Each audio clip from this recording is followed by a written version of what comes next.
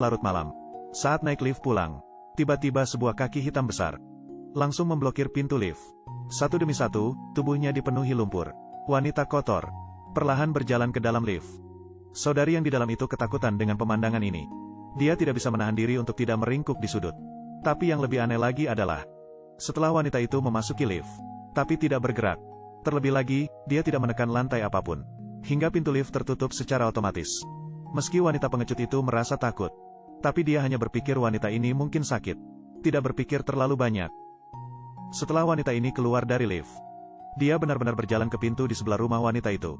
Dan mengetuk pintu dengan sangat berirama. Lihatlah gerakannya yang kaku. Ketakutan muncul kembali di hati si wanita lugu itu. Lalu dia dengan cepat menahan napas. Dia berlari pulang dengan langkah kecil. Lalu menutup pintunya rapat-rapat. Setelah memasuki rumah, dia segera mengeluarkan ponselnya dan ingin melaporkan keanehan tersebut. Tapi tepat ketika panggilan itu hendak dilakukan, ketukan di pintu luar tiba-tiba berhenti. Wanita lugu yang tidak tahu kenapa, julurkan kepalanya dengan perlahan untuk mengintip. Tapi sudah hilang di koridor. Jejak wanita aneh itu. Hal ini membuat si wanita menarik napas panjang lega. Pada hari kedua, wanita lugu itu bekerja lembur hingga tengah malam lagi. Tapi dia hanya berjalan ke koridor. Dia benar-benar melihat wanita gila tadi malam lagi datang kembali di sana, mengetuk pintu tetangga. Wanita lugu itu sangat ketakutan sehingga dia segera menarik kembali kepalanya. Namun setelah beberapa saat, ketukan di pintu menghilang. Ketika wanita lugu itu mempunyai keberanian untuk melihat lagi, wanita gila itu justru menghilang lagi.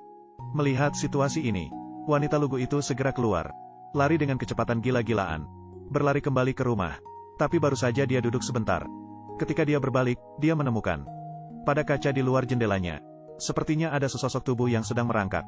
Wanita lugu itu datang untuk memeriksa rasa takutnya. Tanpa diduga, dia menemukan sesuatu yang aneh di jendelanya. Tertinggal jejak tangan yang tak bisa dijelaskan. Adegan ini membuat takut si wanita. Dia meringkuk dan bersembunyi di sudut tempat tidur. Tak lama kemudian ada telepon lagi dari sebelah. Ratapan laki-laki dan tangisan perempuan. Kedengarannya datang dan pergi. Dia sangat takut sehingga dia tidak bisa tidur. Akhirnya berhasil melewati malam. Wanita lugu itu pergi bekerja dengan kelelahan baik secara fisik maupun mental. Pada malam hari, wanita itu kembali ke rumah dengan perasaan lelah. Kali ini di koridor, akhirnya wanita gila itu pergi. Tapi saat dia melonggarkan kewaspadaannya dan membuka pintu, dari celah pintuku sendiri, tak disangka, sebuah surat jatuh. Wanita yang penasaran membuka amplop itu.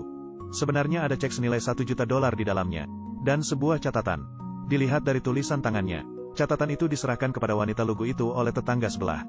Tetangga itu memberitahu wanita lugu itu, selama dia berada di jam 12 malam, datang ke sebelah, tutup brankas di rumah, maka si wanita bisa mendapatkannya.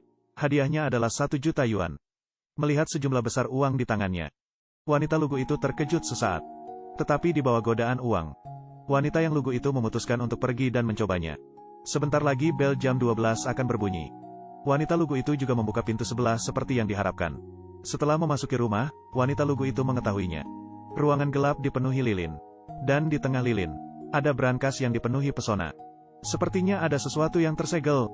Wanita lugu yang ingin mendapatkan uang dengan hati-hati melangkah maju. Ingin menutup brankas seperti yang tertulis di surat itu. Tapi saat dia memutar pegangannya, tiba-tiba terdengar suara di dalam.